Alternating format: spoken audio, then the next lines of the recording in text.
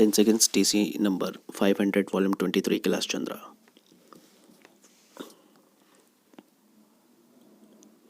Start. Under the circumstances, it is only natural, sir, that we should have some measure by which the university education can be coordinated into something which will cater for national unity and for national recovery in the sphere of education. But unfortunately, this bill, with all the fine things that the mover described yesterday, does not attempt to do anything. For instance, it has gone far beyond the terms of reference, if I may say so, of the University Education Commission with regard to the constitution of a University Grants Commission. From the very little, it is obvious that the University Grants Commission will deal with the allocation of funds that will be permitted by Parliament for educational purposes. That is how it is done in other countries. In England, for instance, the British Parliament makes a grant and the University Commission distributes it among the 19 universities. Here, this is not a compulsory measure. This is not an obligatory measure. Now, this is not the way to reorganize education even at the university level. Sir, I quite agree that universities should maintain their autonomy and they should be independent bodies, and their purpose in our society is that of, say, the Supreme Court or the independent judiciary in the sphere of individual rights, that is, that stand for academic freedom. All these things are essential for a university organization, and all these things can be done by better coordination and better control by the central government.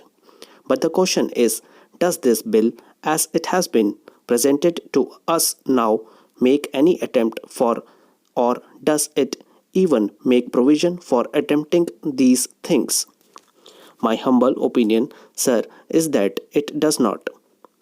To begin with, sir, it has gone far beyond, as I said, the duties imposed on the University Grants Commission by the University Education Commission itself. Secondly, it has failed to understand the reasons why there is a fall in the standards of education and the reasons why there should be a coordination of efforts and for determining the standards of teaching and examinations in our universities. Sir, the standards of teaching and examinations can be maintained only by the university itself. It is not legislation that determines the standards of a university. It is not the inspecting bodies that determine the standards of a university. The standards of a university are determined by the teaching staff, by the university authorities, by the academic bodies, and by the morale of students, which also depends upon these factors. Now, there is nothing in this bill, nor is this the kind of a bill which is needed to ensure these things. Already in this country, we have other educational bodies.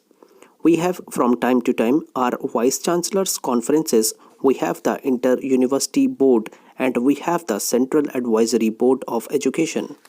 All these bodies deal with the problems arising in universities, the problems arising out of this amorphous growth without any rule or without any order or without any plan or without any design or without any policy.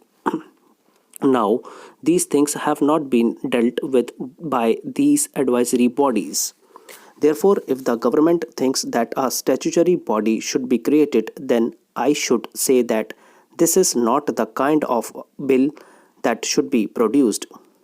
Secondly, sir, what is the means of control that the organization will have when it is constituted? The means of control is finance, and finance that it has is very, very inadequate indeed, as it is evident from the financial memoranda.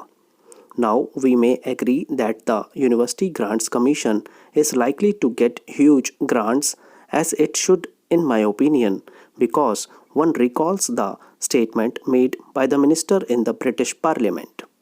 After distributing £12.5 million to 19 universities, He said, if there is a demand for university education, I will not hesitate to grant more funds. That should be the spirit in which our Parliament should work with regard to the encouragement of university education. Now, there is no obligation on the government to supply funds, nor is there any on the universities to apply for funds. Mr. Chairman, sir, the speakers who have preceded me have given a very grim picture of the economic situation, employment situation, and a very depressive situation of the country.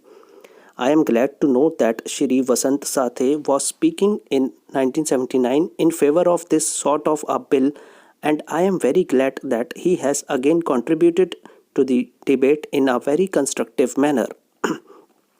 Well, we have figures galore, statistics galore, but figures and statistics would not solve our own problem. Every year, the figure of 8 million unemployed is added. We are sending rockets into the sky, but we are not spending enough money for the poor and the needy people of this country. We have made serious mistakes in various fields, as has been pointed out by Shri Vasant Sathe.